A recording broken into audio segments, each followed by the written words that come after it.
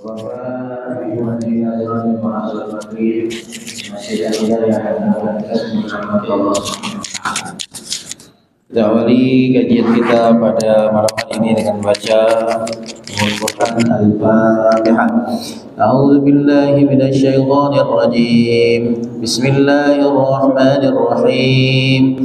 Alhamdulillahi rabbil alamin. Ar-Rahmanir Rahim. Maliki yaumiddin. Iyyaka na'budu wa iyyaka nasta'in. Ihdinas siratal mustaqim. صراط الذين أنعمت عليهم غير المغضوب عليهم ولا الضالين آمين. Baik Bapak dan sekalian, kita lanjutkan kajian Sirah Nabawiyah, kajian yang mempelajari tentang perjalanan hidup manusia agung, manusia mulia Nabi besar Muhammad Sallallahu Alaihi Wasallam. Terakhir kita sampai di perang Bani Quraidah. Maka bahasan berikutnya adalah An-Nasyat Al-Askari ba'da hadhihi al-ghazwah, yaitu kegiatan militer setelah perang Bani Quraidah. Ya, sudah sering saya sampaikan bagaimana kehidupan Rasulullah, mobil khusus ketika beliau sudah di Madinah, dihabiskan di medan perang. Ya, banyak. Begitu juga setelah perang Bani Quraidah. Ada beberapa yang saya ingin singgung tentang ekspedisi militer ini. Tidak semua, banyak sebenarnya. Yang pertama tentang misi membunuh seorang tokoh Yahudi namanya Salam bin Abil Huqaiq. Ya. Jadi ini salah satu tokoh Yahudi yang berperan besar dalam pengkhianatan orang Yahudi pada perang Ahzab. Ya. Rasulullah sudah tahu tentang itu. Maka setelah selesai urusan perang Ahzab, setelah selesai urusan perang Bani Quraidah, maka Rasulullah berencana untuk memberikan pelajaran kepada Salam bin Abil Huqaiq. Maka rencana Rasulullah direspon oleh sahabat Ansor, ya, yaitu dari suku Khazraj. Bapak Ibu kalau masih ingat dalam bahasan kita pasca perang Badar, ketika itu juga Rasulullah perintahkan membunuh seorang tokoh Yahudi namanya Ka'ab bin Al-Ashraf. Nah, eksekutornya ketika itu sahabat dari suku Aus.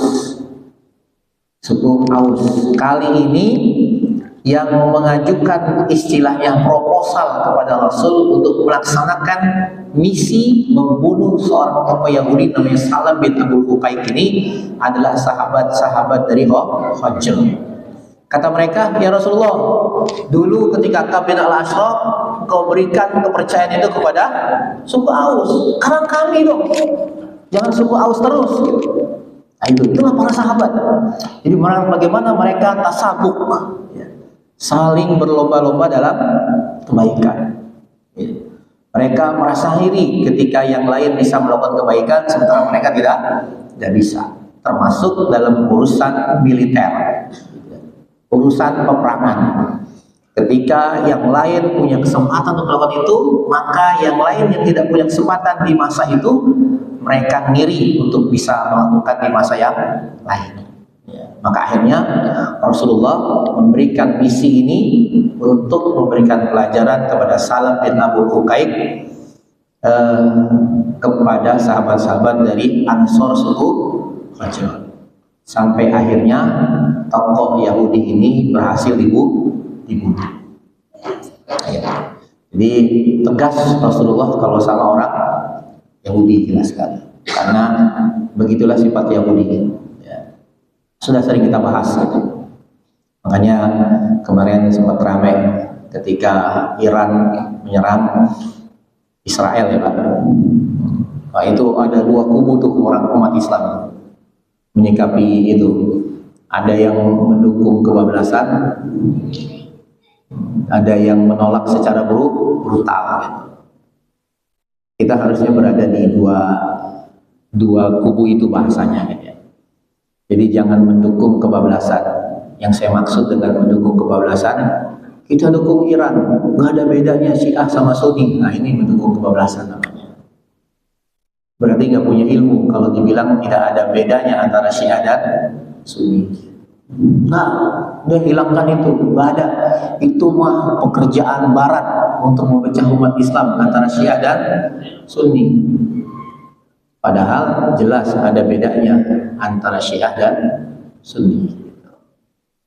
Ya, bagaimana mungkin kita bisa menerima ketika ada kelompok lain yang masih menamakan Islam, mengatasnamakan Islam, kemudian mencaci maki para sahabat? Kan nggak mungkin kita terima. Sementara para sahabat itu orang-orang yang sangat dimuliakan oleh Allah dan Rasulnya. Nabi dalam banyak hadis menyampaikan, la tasubbu ashabi, la tasubbu ashabi. Jangan kalian mencaci maki para sahabatku. Jangan kalian mencaci maki para sahabatku. Jangan. Kata Nabi. Apa hak kalian? Apa keistimewaan kalian sehingga kalian bisa mencaci maki para sahabatku? Lalu Nabi melanjutkan sabdanya, ya, seandainya kalian berinfak dengan satu gunung emas sebesar gunung Uhud, itu baru setengah soknya para sahabat dalam berinfak. Jadi kita berinfak satu gunung emas sebesar gunung Uhud, itu baru setengah soknya infak para sahabat.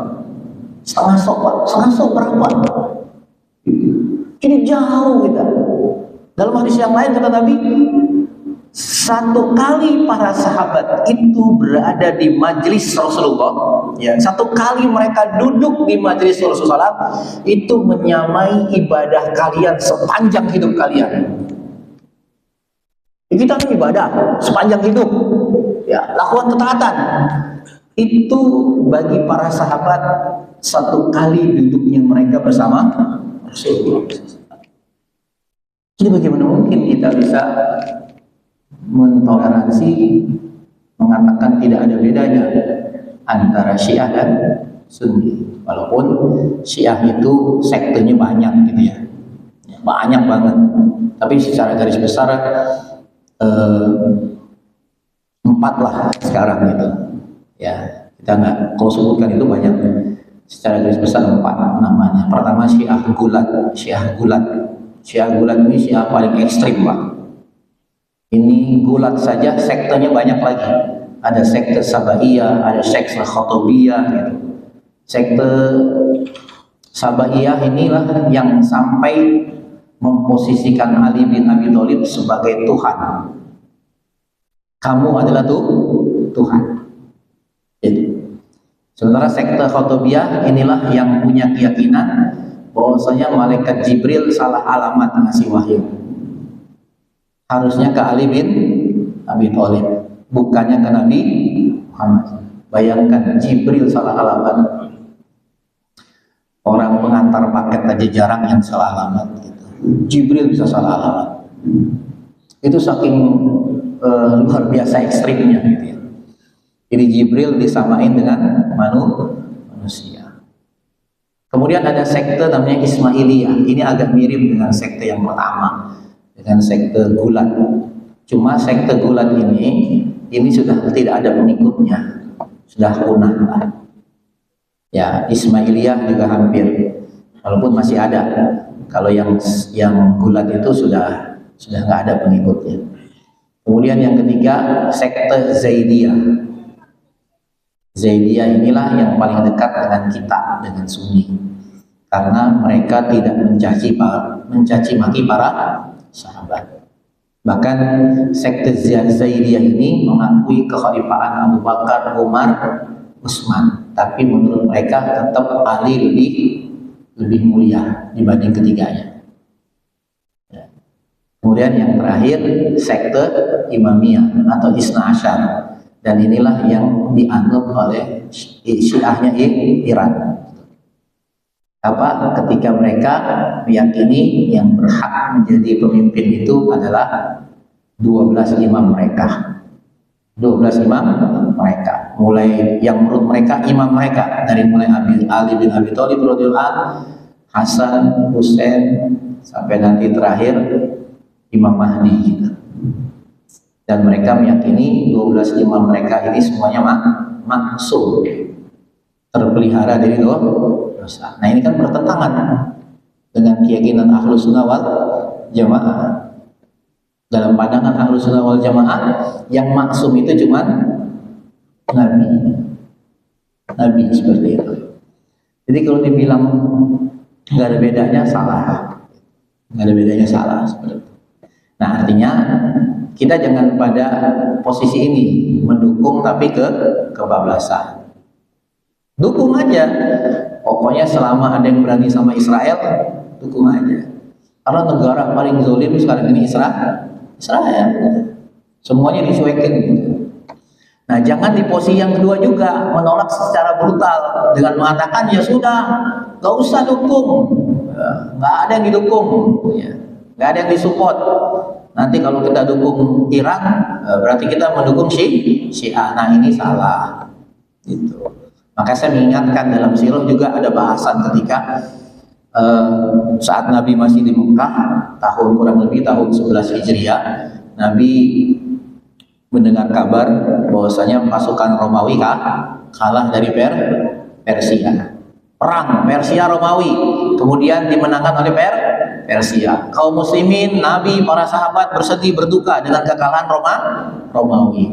Kaum musyrikin Mekah bergembira, senang ketika Persia menang. Bahkan kemudian Bapak Ibu sekalian, kesedihan, kedukaan kaum muslimin, Nabi dan para sahabat kemudian direspon oleh Allah Subhanahu wa taala dengan menurunkan surat Ar-Rum, khususnya ayat 1 sampai dengan ayat 7. Allah berfirman di situ. Itu merespon kesedihan Rasulullah ketika Romawi kalah. Emang Romawi siapa? Muslim? Bukan. Romawi itu Nasrani. Tapi Nabi sedih. Nabi berduka. Dan duka Nabi itu, kesedihan Nabi itu direspon oleh Al-Quran. Allah turunkan. A'udzubillahi minasyaitonirrajim. Bismillahirrahmanirrahim. Alif Lam Mim. Gulibatir Rum fi adnal ardi wa hum min ba'di ghalabihim sayaghlibun. Allah turunkan 3 ayat pertama. Alif Lam Mim, telah dikalahkan bangsa Romawi. Di mana? Fi adnal ard, di bumi yang dekat. Jadi peperangan antara Persia dan Romawi di tahun 11 kenabian itu terjadi di antara perbatasan Jazirah Arab dengan Sam. Kurang lebih ada yang mengatakan di Mu'tah, ada yang mengatakan di Tabuk, ada yang mengatakan di Balqa. Pokoknya perbatasan antara Syam dan Jazirah Arab. Tapi kemudian kata Allah apa? Wa hum min ba'di ghalabihim fi bid'i sinin. Ya. Wa hum min ba'di ghalabihim sayaghlibun. Gulibatir Rum fi adnal ardi wa hum min ba'di ghalabihim sayaghlibun. Tapi nanti setelah Romawi kalah, maka Romawi akan menang. Turun ayat ini, 3 ayat ini turun. Maka Nabi terhibur dengan turunnya ayat ini. Dan berita turunnya ayat ini tersebar di kalangan tokoh-tokoh Quraisy Mekah. Maka mereka memperbincangkan tentang ini. Sampai akhirnya ketika itu Abu Bakar lewat di hadapan mereka, dipanggil, dibunuh Abi Quhafa, sini. Katanya sahabatmu bilang habis dapat wahyu. Dan wahyunya itu katanya Romawi bakal menang nanti. Bagaimana menang? Kalah kok gitu. Katanya nanti menang. Kalau memang bakal menang, kapan? Kapan Romawi menang? Kata orang-orang kafir Quraisy. Maka kemudian pertanyaan orang kafir Quraisy itu disampaikan oleh Abu Bakar kepada Rasulullah. Maka turun ayat berikutnya. Ayat 4 sampai dengan ayat 7. Fi bid'i sinin lillahil amru min qablu wa min ba'du wa yawma idzi yafrahul mu'minun. Kapan Romawi bakal menang? Fi bid'i sinin. Dalam beberapa tahun. Bid'un itu dalam bahasa Arab bainas salas ilal asyrah, antara 3 sampai 10 10.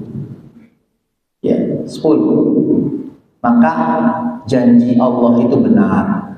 Kurang lebih 9 atau 10 tahun setelah kejadian Romawi kalah, kemudian Allah balik, Romawi yang menang. Yang menang Romawi. Di sini. Jadi artinya, apakah kemudian saat Rasulullah bersedih, berduka dengan kekalahan Romawi, lalu kita kemudian mengatakan Rasulullah bagian dari Romawi? Rasulullah mendukung Nasrani? Enggak gitu. Nah, begitu juga sekarang. Yang kita dukung keberanian dalam melawan orang yang zolim, Pak. Di kampung kita ini ada orang zolim, nggak ada yang berani. Tiba-tiba datang tuh orang pemberani. Nah, orang yang pemberani ini juga nggak benar juga gitu. Pemabuk misalnya apa gitu. Nah, kira-kira kita diem aja apa? Berikan dukungan. Nah, ketika kita berikan dukungan, bukan dukungan terhadap kemaksiatannya, tapi keberaniannya melawan kezaliman. Ustadz, nanti kita dukung. Nanti ujung-ujungnya kalau Iran menang, ya memang dia ingin menunjukkan hegemoni kekuasaannya, kemampuannya di Timur Tengah. Nanti balik menyerang kita. Sama Rasulullah bersedih, berduka dengan kekalahan Romawi. Tapi nanti setelah Romawi menang, justru kaum muslimin berhadapan dengan pasukan Romawi. Gitu. Bangsa yang disedihkan saat kalah, tapi 10 tahun kemudian jadi musuh. Ya. Berhadapan kaum muslimin dengan bangsa Romawi. Dalam catatan 3 itu di masa Rasulullah SAW. Pertama di perang Mu'tah tahun 8 Hijriah, 1 tahun setelah Romawi menang lawan Persia. Kemudian tahun 9 Hijriah di perang Tabuk, dan 1 lagi menjelang Rasulullah wafat ketika Rasul mengirim sahabat Usamah bin Zaid ke Balqa untuk menghadapi pasukan Romawi. 3 kali. Padahal ini yang dihadapi dulu yang membuat mereka bersedih pada saat itu. Urusan nanti.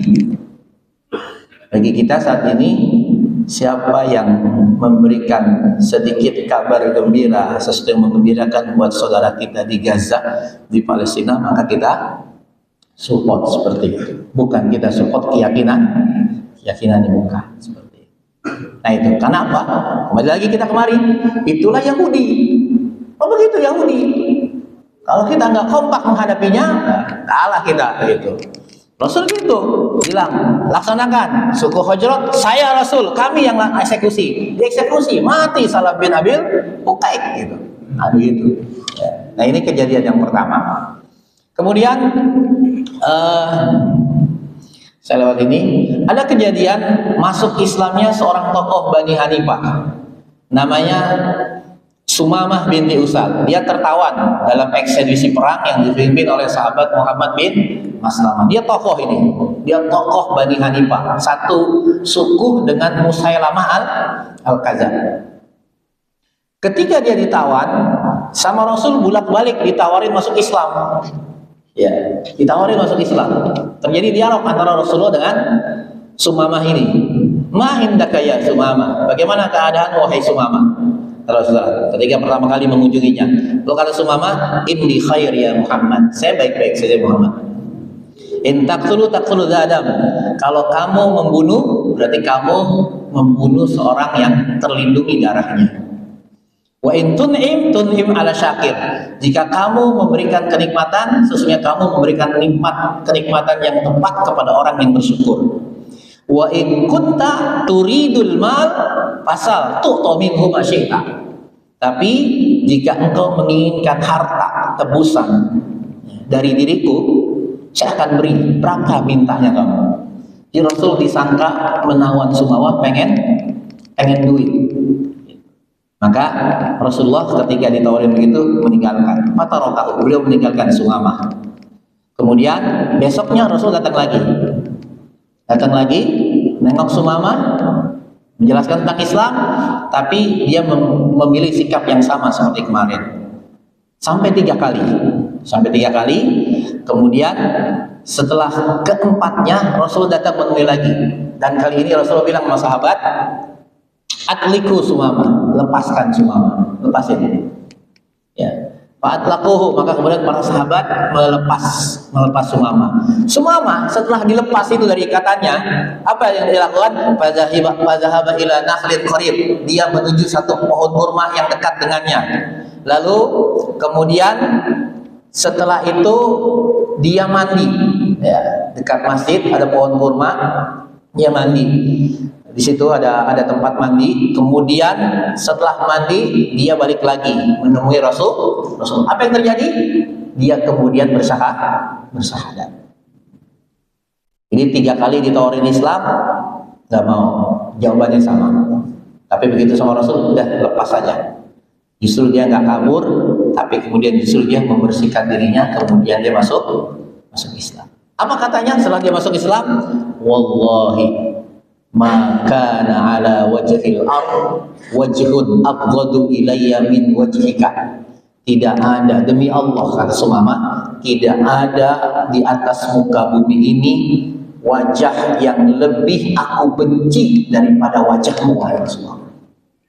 Itu faqad asbaha wajhuka ahabbul wujuh ilaih. Tapi setelah aku masuk Islam, tidak ada wajah yang lebih aku cintai dibanding wajahmu wahai Rasulullah SAW. Wah, biasa berubah keimanannya secara langsung. Ya, sebagaimana ketika dia masih kafir, dia bilang nggak ada orang yang lebih benci. Saya nggak muak melihat wajah itu, tidak lebih muak ketika melihat wajahmu. Tapi setelah saya masuk Islam, tidak ada wajah yang aku cintai melebihi cintaku kepadamu ya Rasulullah. Wallahi makana ala wajhil ardi dinun abghadu alayya min dinika. Demi Allah, tidak ada agama di atas muka bumi ini yang lebih aku benci melebihi kebencianku kepada agama yang kamu bawa ya Rasulullah. Tapi setelah aku masuk Islam, tidak ada agama yang lebih aku cintai di atas muka bumi ini melebihi cintaku kepada Islam. Itu Allah luar biasa. Ya, dibebaskan Rasul, kemudian tersentuh hatinya dan kemudian masuk Islam. Nah, inilah hidayah Bapak Ibu sekalian. Ya, luar biasa sikap akhlak Rasulullah, perilaku Rasulullah yang kemudian memunculkan simpati. Tidak disiksa, tidak dianiaya selama ditawan. Bahkan benar sebelum dilepaskan bukannya lari, malah kemudian masuk Islam. Itu semua. Maka akhirnya ya Rasulullah SAW, saya izin pinjam kudamu, saya mau pergi ke Mekah, saya mau umroh. Maka diizinkan Rasul pakai kudanya Rasulullah. Setelah selesai umroh, dia umumkan di Mekah, nih saya sudah masuk Islam. Bahkan kata dia, satu lembar pun ya, satu sok pun, satu mud pun hasil dari tanaman dari suku Hanifah tidak akan aku berikan kepada kalian wahai Quraisy. Jadi Sumamah itu langsung boikot. Jadi selama ini Mekah itu tergantung, salah satu bergantung pasokan kebutuhannya itu dari suku Hanifah. Jadi banyak tergantungnya. Maka ketika Sumamah masuk Islam, saya stop pasukannya buat kalian. Maka kelimpungan dia, orang-orang Quraisy kelimpungan. Waduh, kemana nih kami cari gitu. Maka dia lobby Sumamah jangan begitu dong gitu. Kan kita teman gitu. Jangan tentang kamu sudah masuk Islam boleh begitu. Enggak, saya enggak kasih gitu. Kecuali kalau Rasulullah izinkan. Maka akhirnya mereka datang ke Rasulullah dan melobi Rasulullah, mohon sama Rasulullah agar Sumamah menghentikan boikotnya. Maka Rasulullah mengatakan, Sumamah, hentikan boikotmu, kasih mereka. Dari kasih lagi. Nah itu luar biasa. Baru masuk Islam berani boikot. Nah kita udah lama masuk Islam gitu. Boikot aja belum berani gitu. Ya, gitu. Masih itu saya dipakai. Kalau belum bisa semua, jangan ya yang kecil dulu. Yang bisa ditinggalkan diganti dengan yang lain lakukan itu. Ustaz, saya ini belum bisa ini gitu. Ya sudah. Mastatoktum, semampu kita saja gitu. Yang tadinya totalitas semua produk yang kita pakai itu adalah dari produk-produk yang mendukung Israel. Nah sekarang kita belum bisa meninggalkan semuanya. Ya yang semampu kita, mana yang bisa diganti dengan produk lain. Agar kita lebih ringan nanti pertanggungjawabannya di hadapan Allah kan gitu, seperti itu. Nah belajar dari Sumama gitu. Masuk Islam langsung boykot. Berani dia gitu. Begitu Rasulullah ngizinin, udah baru ya udah. Dan itulah kembali akhlak Rasul. Kalau Rasul mau, udah dibilang biar mati. Itu enggak, Rasul selama biarkan. Hentikan boikot. Maka disuplai lagi Quraisy seperti itu. Nah ini. Kemudian juga kejadian yang berikutnya adalah ini ekspedisi yang dipimpin oleh sahabat Zaid bin Harisah. Ada satu yang menarik ketika ekspedisi ini mencegat kafilah dagang Quraisy, dan kebetulan kafilah dagang Quraisy ini dipimpin oleh menantunya Rasulullah yang masih kafir. Siapa dia? Abul As. Namanya Abul As. Jadi dia ditawan ya karena terkena sweeping ekspedisi ya, pasukan yang dipimpin oleh sahabat Zaid bin Harisah. Maka dibawa dia ke Madinah. Begitu sampai di Madinah, dia lari gitu mencari istrinya. Siapa istrinya? Putri Rasulullah, namanya Zainab binti Rasulullah Shallallahu Alaihi Wasallam. Dia minta perlindungan, Zainab, istriku, tolong bebaskan aku, kembalikan harta yang aku tawan. Maka akhirnya Zainab itu memohon kepada Rasulullah agar melepaskan suaminya dan mengembalikan semua hartanya yang ditawan. Kemudian Rasulullah tidak serta-merta, beliau minta izin kepada para sahabat yang menawar. Salah satunya pada Zaid bin Harisah. Wahai sahabatku, tolong kalau kalian berkenan, kalian bisa melepaskan Abul As ya, dan kembalikan harta yang kalian tahu. Maka akhirnya para sahabat menghormati Rasulullah, akhirnya dilepaslah Abul As ya. Apa yang Abul As?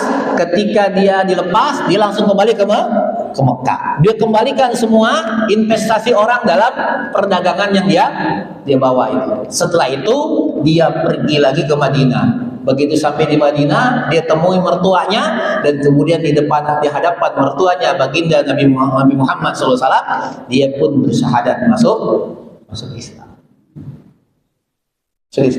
Maka sejak itu berkumpullah ya suami istri ini, putri Rasulullah ya, yang tadinya berpisah sekian tahun ya, suaminya di Mekah masih dalam keadaan kafir, istrinya di Madinah.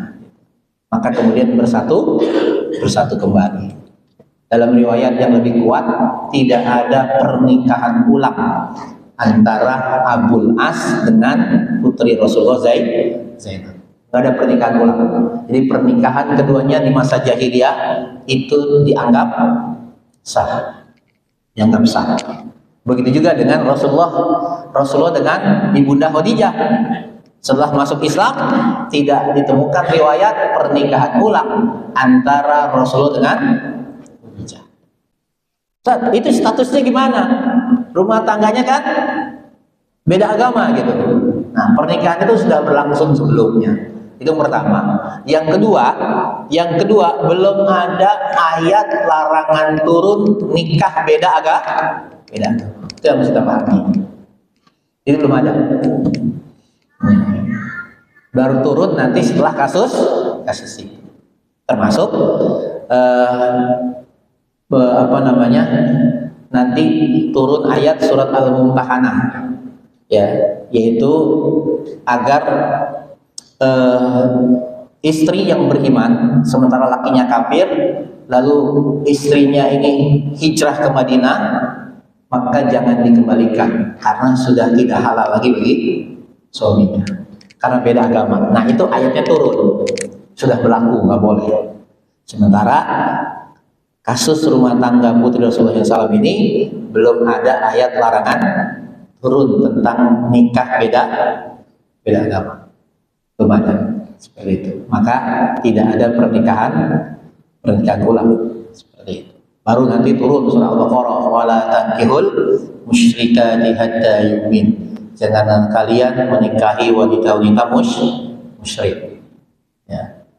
Sampai mereka beriman. Wala tunkihul musyrikina hatta yu'min. Dan jangan kalian menikahkan putri-putri kalian dengan laki-laki musyrik hatta yu'min, sampai mereka laki-laki musyrik itu beriman. Maka mutlak haram hukumnya, bahkan tidak sah nikah beda agama ketika dengan ahlu syirki, ya.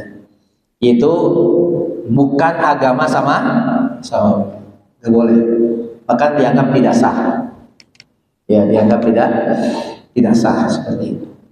Bukan hanya nggak boleh, tapi tidak sah. Dan undang-undang Indonesia juga setahu saya belum mendukung. Kalau terjadi berarti itu ada main di belakang. Gitu ya. Seperti undang-undangnya belum mendukung untuk itu. Ya. Lain lagi ketika menikahi ahli kitab. Ya. Kalau yang ahli kitabnya perempuan, yang laki-lakinya muslim, itu pun beda pendapat para ulama. Setahu saya mazhab Syafi'i mengatakan nggak boleh, tetap nggak boleh. Ya, walaupun dia ahli kitab. Tetapi 3 mazhab yang lain membolehkan kalau laki-lakinya muslim, perempuannya ahli kitab. Gitu.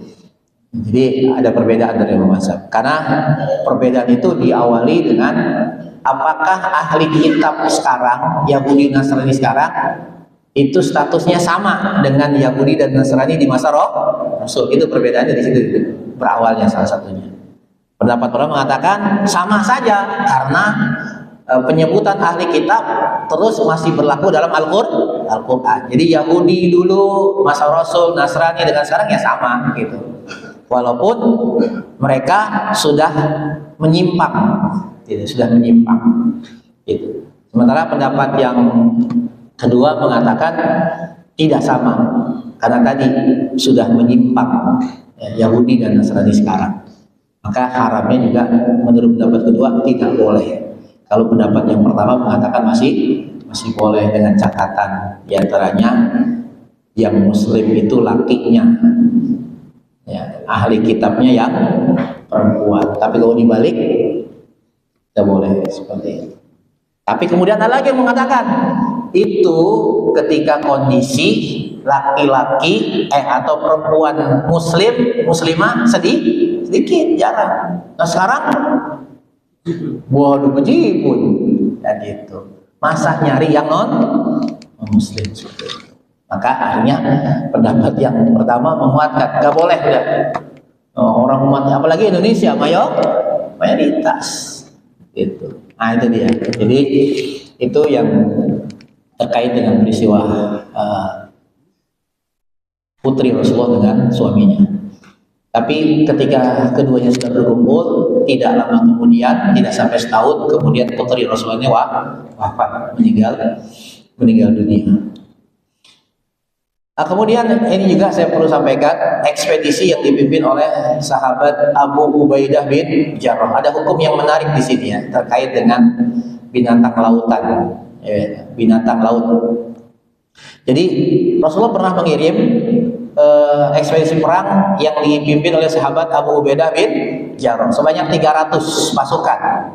Nah, tapi bekal yang dibawa mereka itu sedikit sehingga misi belum selesai, bekal sudah habis sehingga mereka akhirnya kelaparan.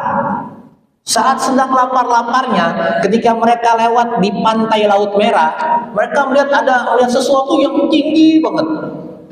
Gundukan yang tinggi, apaan itu? Maka begitu didekati, ternyata ikan paus terdampar di pinggir pantai, sudah dalam kondisi mati, besar banget. Maka ini lapar ya Pak, lapar, nggak ada makanan yang bisa dimakan lagi, nggak ada, bekalnya sudah habis. Nah, sementara di depan mereka ada ada ikan paus.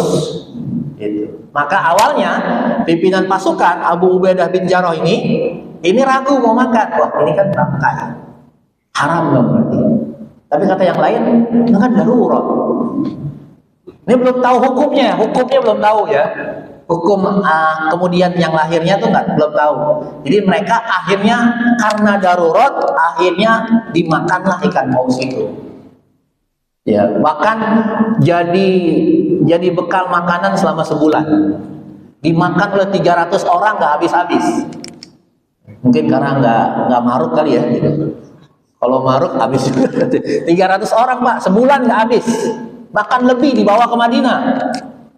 Itu luar biasa. Onta aja jalan di bawah kepalanya itu, ya, tulang-tulangnya tuh kita diambil, itu nggak mentok, berarti gede banget ini ikan pausnya gitu. Akhirnya mereka makan, ya, dipotong-potong seperti dendeng daging gitu ya, disetok gitu ya. Tulangnya juga dipakai buat penyanggah unta mereka seperti itu. Sampai setelah misi itu selesai, itu masih sisa banyak dibawa ke Madinah. Lalu mereka cerita sama Rasulullah gitu. Maka kemudian apa Rasulullah bilang? Rasul bersabda, huwa rizqun akhrajahullahu lakum. Itu adalah rezeki yang Allah keluarkan buat kalian. Karena Allah tahu kalian lagi lapar. Maka dikasih rezeki gitu. Rezekinya main-main. Ikan paus gitu ya. 300 orang cukup, lebih malah gitu. Maka apa kata Rasul? Fahal ma'akum min lahmihi syai'un tut'imuna, masih ada sisa gak? Kata Rasul, yang bisa kami makan. Jadi Rasul nanya, masih ada sisanya kan tuh daging yang bisa kalian berikan buat kami sehingga kami bisa ikut makan.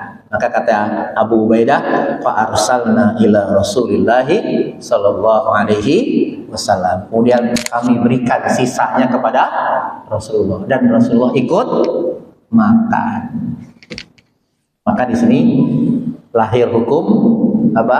Jelas tentang halalnya bangkai binatang laut.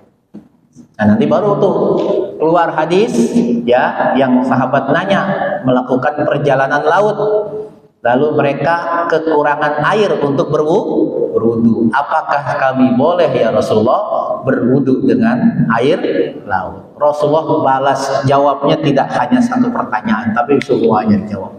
Rasulullah huwal hillu huwat tahuru al hillu maitatuhu. Air laut itu suci dan bangkainya halal untuk dimakan. Jadi maka walaupun ikan paus itu sudah jadi bangkai karena dia binatang laut terdampar di pinggir pantai, maka dimakan halal. Ada bangkai. Ya. Jadi itu sesuai dengan sabda Rasulullah SAW. Yang nggak boleh ada sapi mati di darat, biar nggak mubazir dibuang ke laut.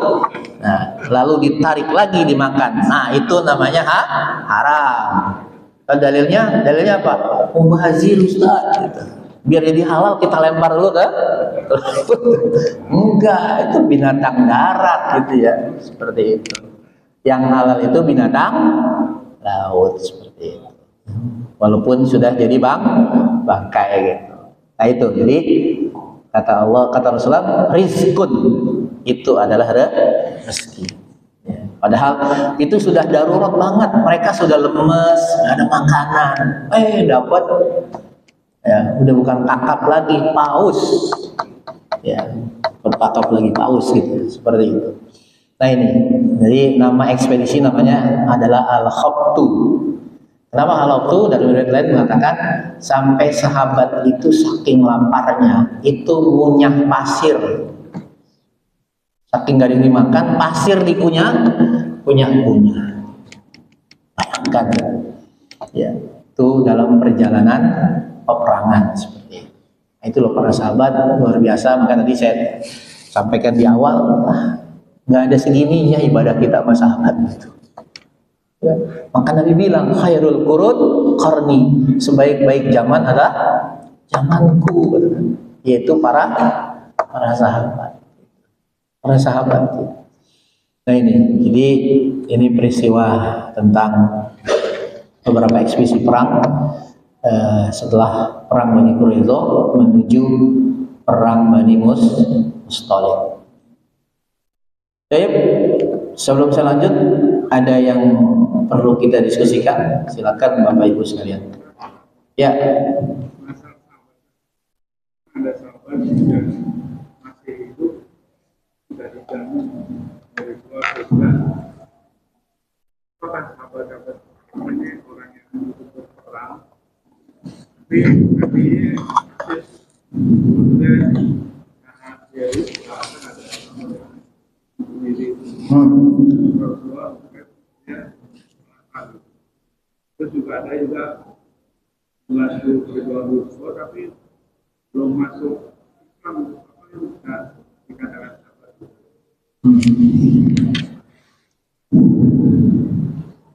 Ya ada deh definisi sahabat itu. Ini Pak, definisi sahabat ya.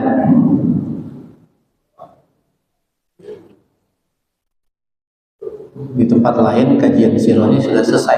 Saya lanjut pakai sirah sahabat. Nah ini definisi sahabat. Ya, sahabat itu secara bahasa min madah sod ha ba. Jadi 3 huruf. Sod, ha, dan ba. Artinya apa? Lazamahu wa rafaqahu wa asharahu, gitu ya. Jadi sahabat itu secara bahasa artinya lazamahu, menemani, menghadiri, atau rafaqahu, yaitu yang berhubungan, menjadi teman. Wa asharahu, atau yang bergaul, bercampur. Itu makna secara bahasa sahabat. Kemudian secara istilah apa? Yaitu anna sahabah man laqiyan nabiyya sallallahu alaihi wasallam mu'minan bihi wa mata 'alal Islam. Ya, yaitu orang yang bertemu dengan Nabi dan beriman kepada Nabi lalu mati dalam keadaan Islam. Itu namanya sahabat. Maka rinciannya banyak tuh, ya. Rinciannya beriman, maksudnya iman apa? Bertemu dengan Nabi dalam keadaan, orang yang bertemu dengan Nabi SAW dalam keadaan kafir, walaupun beriman setelah Nabi wafat, dia bukan sahabat. Jadi ketika Nabi masih hidup, dia kafir. Baru masuk Islamnya sesudah Nabi wafat, dia bukan sahabat. Berimannya harus ketika Nabi masih hidup. Itu namanya sahabat. Kemudian mata alal Islam, mati dalam keadaan Islam. Siapa yang Islam kemudian murtad dan mati di atas kafiran, maka bukan sahabat. Salah satu contohnya di antara pendapat mengatakan ada sahabat namanya Ubaidillah bin Jahash, suaminya Romlah binti Abu Sufyan. Dia murtad ketika hijrah ke Ethiopia. Ya. Sehingga Romlah tetap bertahan dalam keislaman istrinya sampai kemudian Romlah binti Abu Sufyan ini dinikahi oleh Nabi Muhammad Sallallahu Alaihi Wasallam. Nah, ini sahabat Ubaidillah beriman masih di Mekah, as-sabiqul awwalun, ikut hijrah ke Ethiopia, tapi murtad, maka dia bukan sahabat. Seperti itu. Kemudian orang yang meriwayatkan hadis-hadis dari Nabi SAW atau tidak. Jadi sahabat itu nggak mesti meriwayatkan hadis. Yang paling utama beriman sejaman dengan Nabi, bertemu dengan Nabi, itu sahabat. Walaupun dia tidak meriwayatkan hadis, enggak. Ada sahabat yang meriwayatkan hadis sama sekali, tapi ada yang banyak. Abu Hurairah berapa? 5.300 hadis. Ayat 7 teratas sahabat periwayat hadis itu semuanya rata-rata anak muda semua. Generasi tuanya sedikit meriwayatkan hadis. Di urutan pertama siapa? Abu Hurairah 5.300 hadis. Ketika Rasulullah wafat umurnya 30 tahun. Yang kedua Abdullah bin Umar. Berapa hadis? 2.600 hadis. Ya. Umurnya ketika Rasulullah wafat kurang lebih 21 tahun. Yang ketiga Anas bin Malik. Anas bin Malik 2.200 hadis. Ya, 2.200 hadis. ketika Rasul wafat umurnya 20 tahun. Yang keempat, Ummul Mukminin Aisyah radhiyallahu anha. Berapa? Sama dengan Anas, kurang lebih, belakangnya aja beda. Jadi angka 2200. Ketika Rasul wafat umurnya baru berapa? 19 tahun. Yang kelima, sahabat Ibnu Abbas. Ya, ketika Rasul wafat umurnya di bawah 20 tahun. Berapa hadisnya? 1600 hadis. Kemudian urutan ke-6, sahabat Jabir bin Abdillah. Ketika Rasul wafat umurnya juga masih di bawah 30 tahun. Berapa hadisnya? 1500 hadis. Dan terakhir Abu Sa'id Al-Khudri, yaitu jumlahnya hadisnya 1100 hadis. Ketika Rasul wafat umurnya masih sekitar 20 tahun. Anak muda semuanya. Terbanyak periwayat hadis dari sahabat. Ya. Nah itu. Jadi tapi sahabat itu bertingkat, Pak. Bertingkat. Yang paling tinggi itu adalah Khulafaur Rasyidin. Ini yang dijamin masuk surga. Yang kedua 10 yang dijamin masuk surga, ya. Tadi 4-nya Khulafaur Rasyidin, 6-nya lagi siapa? Sa'ad bin Abi Waqqas, Abdurrahman bin Auf, Zubair bin Awam, Said bin Zaid, Abu Ubaidah bin Jarrah. Nah itu ada 10. Jadi ada tingkat-tingkatan sahabat dia masuk surga. Terus siapa lagi yang dia masuk surga? Yang ikut perang Badar. Terus siapa lagi yang masuk surga? Yang ikut dalam perjanjian Hudaybiyah.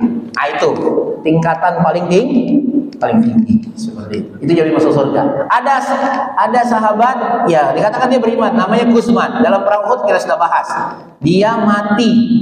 Nabi sudah prediksi dari awal, ini dia masuk neraka. Maka para sahabat bingung. Padahal dalam peperangan Uhud itu dia luar biasa, berarti ya banyak membunuh musuh gitu. Tapi begitu dia dalam kondisi parah, terkena anak panah parah, dia nggak kuat. Kemudian dia bunuh diri. Gitu. Dan dia ketika ditanya, saya berperang bukan karena Islam, walaupun saya Islam, tapi karena membela suku saya. Saya nggak mau dianggap pengecut oleh suku saya. Maka dia mati dalam keadaan masuk neraka. Ada orang Yahudi baru masuk Islam, mati dalam perang Uhud, masuk surga. Ada sahabat Usairim masuk Islam, mau berangkat perang Uhud, belum pernah sholat, karena langsung mati syahid dalam perang Uhud, masuk surga. Jadi itu macam-macam. Kalau yang Gusman tadi jelas dia mati dalam keadaan kondisi nanti masuk neraka. Jadi itu. Mungkin itu saja. Sudah lewat waktu Isya. Insyaallah kita lanjutkan di masa berikutnya. Wallahu a'lam bishawab. Wa lakum minkum. Kita tutup dengan doa kafaratul majelis. Subhanakallahumma wa bihamdika asyhadu an la ilaha illa anta astaghfiruka wa atubu ilaik. Assalamualaikum warahmatullahi wabarakatuh.